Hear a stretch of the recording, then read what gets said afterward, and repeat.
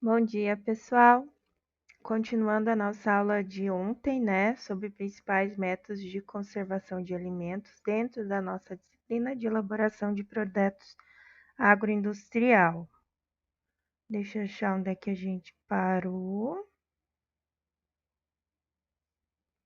Aqui. Então, pessoal, a gente vai falar sobre alterações microbianas, né? É quando eu tenho dentro, então, da minha produção, do meu alimento, já a alteração microbiana, né? Que na verdade, gente, a alteração microbiana, o patógeno, a bactéria, o vírus, o micro-organismo, ele é o que vai desfavorecer a qualidade do alimento, né? É ele que vai diminuir a vida de prateleira, é ele que vai afetar a qualidade. Então, assim, tudo depende ou não desse processo de micro-organismos, né? Que eu possa alterar ele, né? Que eu possa parar ele ou não. Aí depende do quê? Né? Da carga microbiana inicial, quanto eu tinha de micro-organismo nesse alimento, de temperatura e umidade do armazenamento, né? O uso de embalagens, o tipo de produto armazenado. Por exemplo, aqui eu coloquei para vocês entenderem, por exemplo, na carne, né? No processo de industrialização da carne. Então, a sala de desossa eu tenho menos que 10 graus Celsius. E eu vou manter essas carnes o menor tempo possível lá, para que elas não sejam contaminadas por nenhuma carga microbiana e começar o processo de alteração, ok? Então, eu vou falar sobre a maturação da carne, a coloração, a absorção de ordens, odores estranhos e quebra de peso, né? Em relação à maturação, né? É quando a carne adquire o sabor característico e agradável. Então, assim, ela está pronta para ser comercializada, ok? Em relação à coloração, então a gente tem escurecimento nas áreas descobertas por gordura. É quando acontece a desidratação, então, e começa aquele escurecimento na carne que não é legal, né? Isso acontece por um processo de oxidorredução, pessoal, e o oxigênio, então, ele sai, a água também do alimento, aí começa a ter aquela carne mais escura, sabe? Isso também interfere na vida de prateleira dessa carne, né? Quantos dias ela vai poder ser comercializada e vendida? Interfere bastante a absorção de odores estranhos, e a partir desse escurecimento dessa carne, né, começa a ter odores característicos. Por quê? Porque está com micro-organismo. Lembra que eu falei das enzimas que daí começam a atacar essa carne, né? E começa a produzir uma toxina. Essa toxina, ela tem odor e cheiro característico, então também não é legal. Temos também a quebra de peso, né? Aumenta com a circulação de ar na câmara fria. Então, ou seja, vai diminuir então a minha quantidade de gramas, de quilo de carcaça, de arroba de carne, de gramas, né, nesse pedaço, nessa carne. Então, lembra que eu falei em relação à gordura, que acomete mais rápido, essa perda, né? Quando eu não tenho um equilíbrio exato desse resfriamento dessa carne. Então, ainda quanto a modificações e danos, né? O encurtamento pelo frio, como eu falei para você, da perda, né? O que acontece dentro da carne? Né? O que acontece no método químico? Por que o encurtamento pelo frio? Então, é assim, ocorre alteração na membrana dessa carne, né? Lá na célula, no retículo sarcoplasmático, né? Então, altera esse retículo, né? Diminui esse sarcoplasma, então eu tenho esse encurtamento do meu sarcoplasma em baixas temperaturas, né? Então também tem a ver com a bomba de cálcio e sódio, gente, em questão do metabolismo dessa carne. O que vai acontecer? Inativam a bomba de cálcio e aumenta na célula da carne ali, no tecido dessa carne, a permeabilidade das membranas, né? Então, assim, o retículo encurta, aumenta a quantidade de cálcio e essa carne vai conseguir, essa célula vai entrar, né? vai ter mais permeabilidade dessa membrana. O que que acontece? Com o aumento desse cálcio, gente, lá no sarcoplasma, né? Ele vai, o que que vai acontecer? Vai miofibrilar, né? Então as minhas miofibras da carne, elas vão diminuir de tamanho, né? Com a presença de pequenas quantidades de ATP. Gente, ATP é a energia, né, do metabolismo que gera glicose, glicogênese. Então, assim, todos nós, humanos e animais, nós produzimos ATP. A nossa energia, na verdade, ela está mais ligada à produção glicose, glicogênio, manda para a corrente sanguínea, né? Sendo que eu como carboidrato, proteína e tal. Esse é o trabalho, então, do corpo humano. Em relação ao animal, também é assim. Então, a gente tem o ciclo de ATP, né? Quanto o ciclo é um ciclo fechado mesmo, então vai acontecendo as reações, o animal, então, consome a dieta formulada, acontece as reações, né? E essa glicose é transformada em glicogênio. E esse glicogênio, então, da proteína da dieta, né? Do carboidrato da dieta, vai quebrando e no final ela vai formar o que a gente chama de ATP, né? E é esse ATP que dá energia, que faz então a função metabólica do corpo do animal, na produção de leite, na produção de carne, né? Crescer, o que cresce primeiro? O osso, né? Músculo, carne, depois terminação, gordura. Então é o que acontece para pro anatômico, né? O corpo do animal acontecer a contração muscular. Quando acontece essa contração muscular, então eu tenho esse encurtamento, gente. Esse encurtamento do quê? Do meu sarcoplasma. Por isso que eu tenho esse encurtamento pelo frio, ok? Ainda sobre a redução do encurtamento pelo frio, né? Eu posso estar dando nessa carcaça uma estimulação elétrica. Ah, professora, por que que você vai dar essa estimulação elétrica da carcaça, né? Por quê? Porque com o meu objetivo vai acelerar a queda do pH. Então, esse pH vai ficar mais ácido, né? O mais ácido possível. Aí ele ficando ácido, gente, esse pH aqui, ele ficando ácido, caindo, né? Eu tenho o esgotamento da ATP. O que que era ATP lá no outro slide? Era a minha energia. O que que a energia fazia? Provocava contração muscular, né? Se eu tenho um corte, então, essa ATP, gente, funciona mais ou menos como um combustível. Nosso carro, né? Ele pode ser a álcool ou a gasolina. O corpo do animal, ele pode ser a álcool ou a gasolina.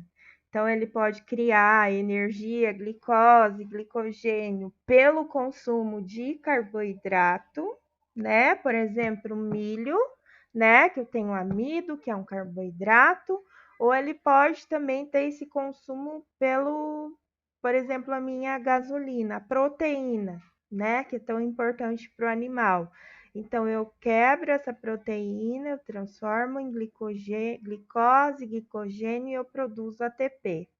Quando foram estudos, né, feitos, quando eu conduzo essa estimulação elétrica da carcaça, eu tenho consequentemente a queda do pH, né? Caindo o pH, eu tenho o esgotamento do ATP, acabando a minha energia, né? Acabando meu tanto gasolina como álcool, meu carro não vai mais andar. Então eu não vou ter mais a minha contração muscular, né? Não tenho encurtamento, não tenho aumento de pH, não tenho ATP, e isso é o início do rigor mortis, que a gente chama, né? Então aí que vai começar a qualidade da carne realmente. Por quê? Porque esse animal está morto. Então, eu mantenho o pH equilibrado, eu tenho queda de ATP, né, no organismo dele, eu paraliso esse ATP e eu começo o meu início de rigor mortis.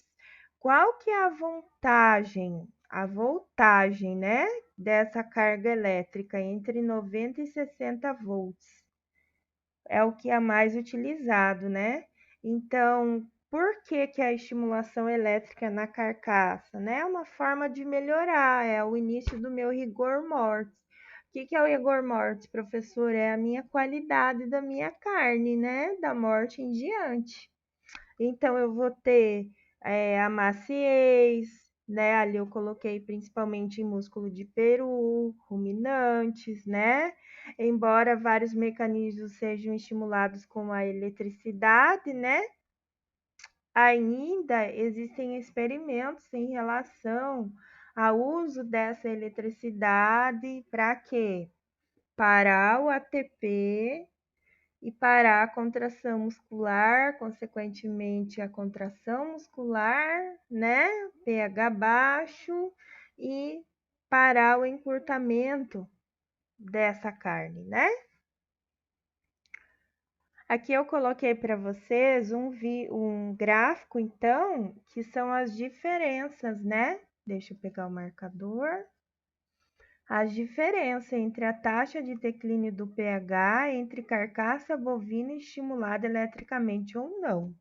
O ES, então, é o que eu obtive no meu experimento, tá? E o meu NOM é o esperado.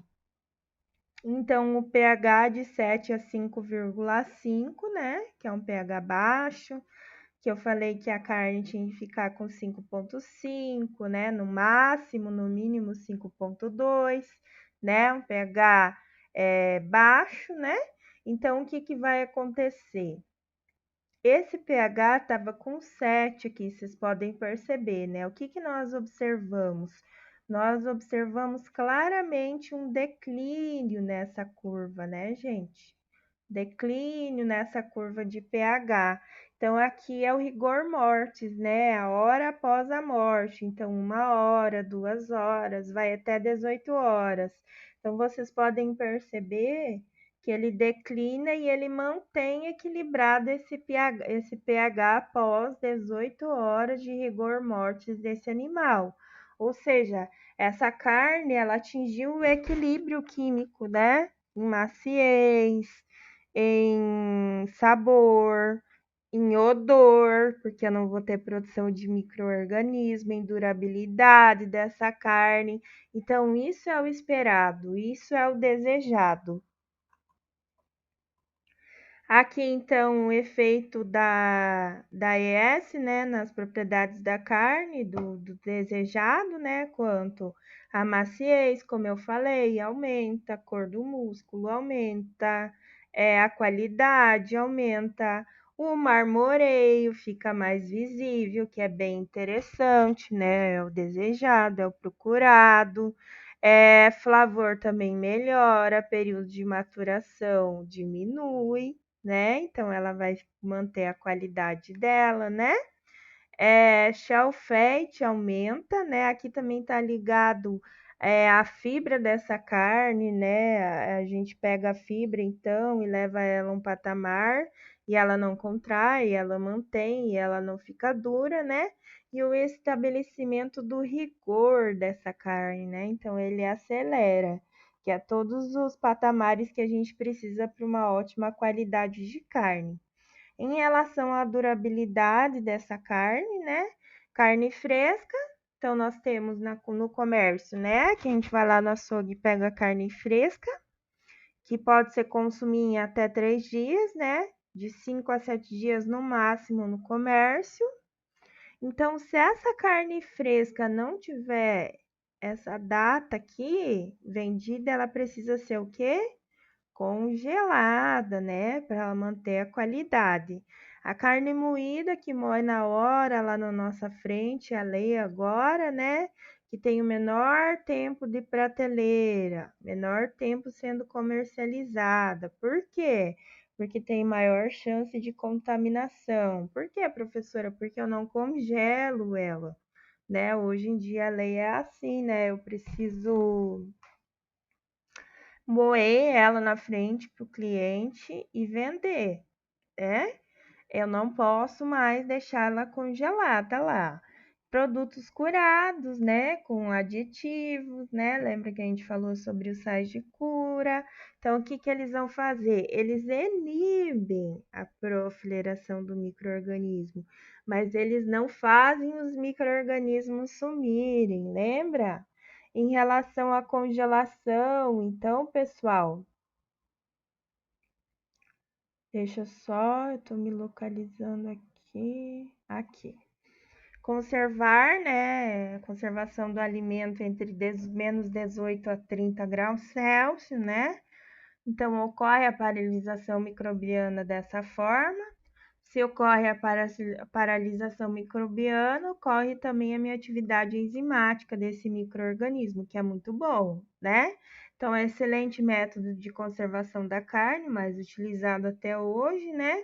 E ela precisa ter também prazo de validade, geralmente são 6 meses, 7 meses no máximo, né? É impossível retirar toda a água, né? Então, a água livre do alimento nunca vai ser zero. Ela vai ter água livre dentro dela. Por quê, professora? Porque ela está congelada, né?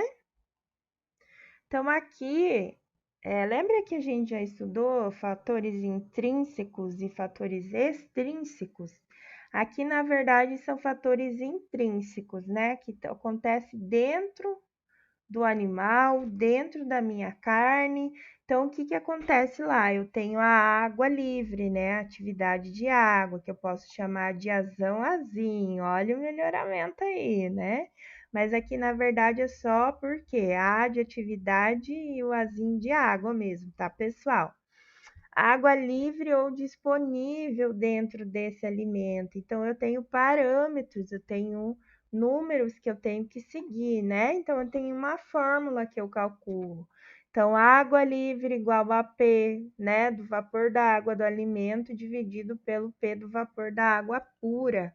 Então, eu coloco os meus números e eu calculo, né? Então, qual que são os valores ideais? Para alimento fresco, essa fórmula tem que dar mais ou menos 0,95, né? E pode variar de 0 a 1. Valor mínimo, né, para atividade de água para o crescimento de micro-organismo. Então, no mínimo tem que ter 0,95. Bactéria 0,91 e bolores fungos 0,65, né? Então a gente considera, pessoal, por lei, que 0,60 como valor limitante para o crescimento microbiano, né? Então aqui a água, a atividade de água, que a gente também chama de água livre, né? Ela tem que ser pelo menos no mínimo essa conta aqui igual a 0,60.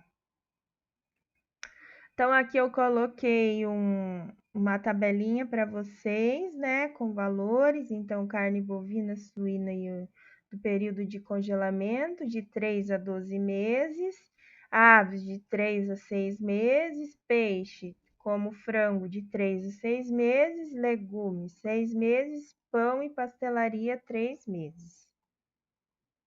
Então, assim, não é colocar lá congelado e deixar a vida toda lá, se vender, vendeu, se não vendeu, ok, pessoal? Quais são as vantagens, então, desse congelamento, né? Então, não adiciona nem remove substâncias. Então, ele não mexe na qualidade desse alimento. Não interfere na digestibilidade, então, quem vai consumir esse alimento, né?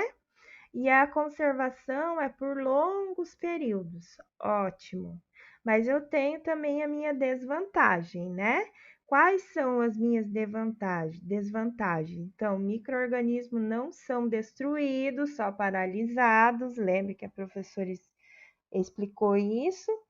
Pode ocorrer desidratação superficial, né? Uma perda considerável de oxigênio ali, de água. E o que que vai acontecer com a minha carne? Lembra? Vai escurecer essa carne, né? Então eu vou ter um custo maior também no meu congelamento. Por quê? Conta de luz, equipamento.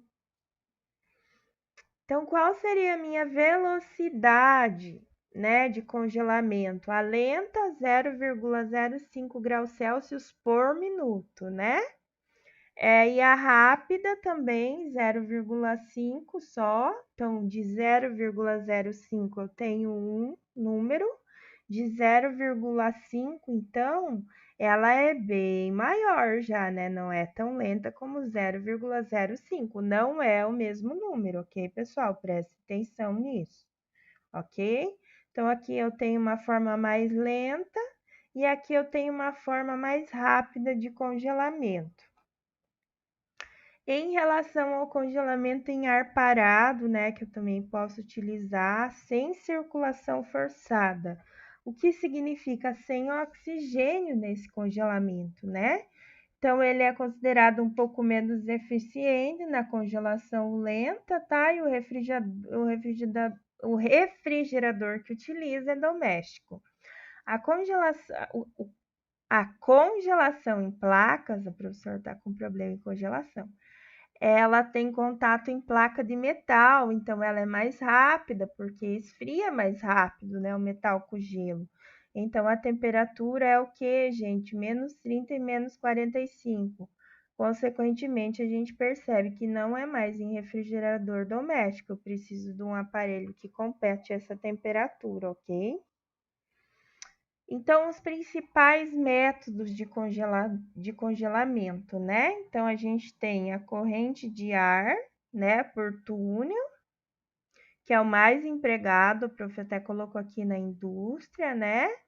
Maior velocidade de congelação, menos 30 graus Celsius, a imersão e a aspersão por líquidos. Esse líquido aqui eu posso estar utilizando o próprio álcool, né, que ocorre o congelamento mais rápido.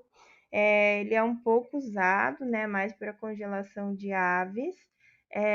A embalagem em filme plástico tem que ser, e a imersão desse produto é em baixa temperatura, ou seja, não é eu jogar esse produto dentro do freezer lá e jogar o alimento. Não, ele é um equipamento especial que eu tenho esse porte para que, né, eu posso estar utilizando também o nitrogênio líquido, então eu tenho que ter um cuidado com esse tipo de processo químico para esse congelamento em imersão.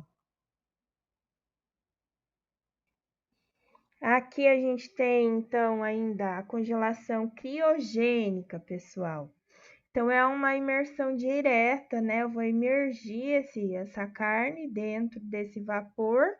Esse vapor chama criogênico, né? Ele é feito, como eu disse, pelo nitrogênio líquido, né? E ele tem CO2, né? Que o CO2, gente, ele é bacterostático, ele elimina a bactéria, né? E ele tem também óxido nitroso. Lembra lá quando a gente usa o óxido nitroso, nitrito ou nitrato, para a coloração da carne, o NO2, o NO3, que a professora explicou? Então, trata-se disso. Em relação aos cristais de gelo, né, abaixo da temperatura de congelamento, daí forma os cristais de gelo. Nos cristais de gelo, eu também tenho a congelação lenta e a congelação rápida, tá, pessoal? Então, a forma do cristal é que muda. Um é extracelular, fora da célula, né? E o outro é intracelular, dentro da célula, ok? Eu coloquei aqui para vocês, então, num freezer de temperatura 0 graus Celsius, de 10 a menos 30, e as horas, né, de 0 a 32 horas. E aqui o PC é o período de cristalização. Então, a gente pode perceber vários períodos. Opa, deixa eu pegar o marcador. Espera aí. Aqui. A gente tem, então, vários períodos de PC, que é o período de cristalização, né? Então, ele congela a partir de 0, começa a cristalização, né? E aqui as horas vão passando. Então, eu tenho menos 30 e essa cristalização eu mantenho em menos 30 e depois eu vou aumentando, né? Com a temperatura, ok? Deixa eu tirar aqui do marcador, porque senão não vai o slide. E aqui então eu tenho uma figurinha mostrando, depois fica tudo riscado, né? O congelamento rápido e o descongelamento. Então aqui eu tenho bem o que mostra, né? A cristalização e os cristais se desformando, né? Então, pequenos cristais de gelo e a parede celular intacta. Então, ele descongela e eu não mexo dentro da minha parede celular, dessa célula, desse tecido, ok? Dessa carne, né? Então, congelamento lento, rompimento da parede celular. Congelamento rápido, não tem o rompimento. Então, grandes cristais de gelo, danos na parede celular. Quer dizer o quê? Esta é intracelular. Então, entra dentro da célula do tecido da carne. Então, eu tenho rompimento dessa parede. Eu já tenho danos a esse produto, né? Essa carne, esse alimento. E aqui no congelamento rápido eu não tenho esse dano intracelular. Aí, na opinião de vocês, qual que eu posso optar por utilizar então, né?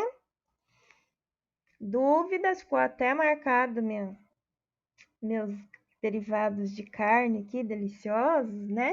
Então, dúvidas, estou no WhatsApp, e-mail e até a próxima aula. Obrigada!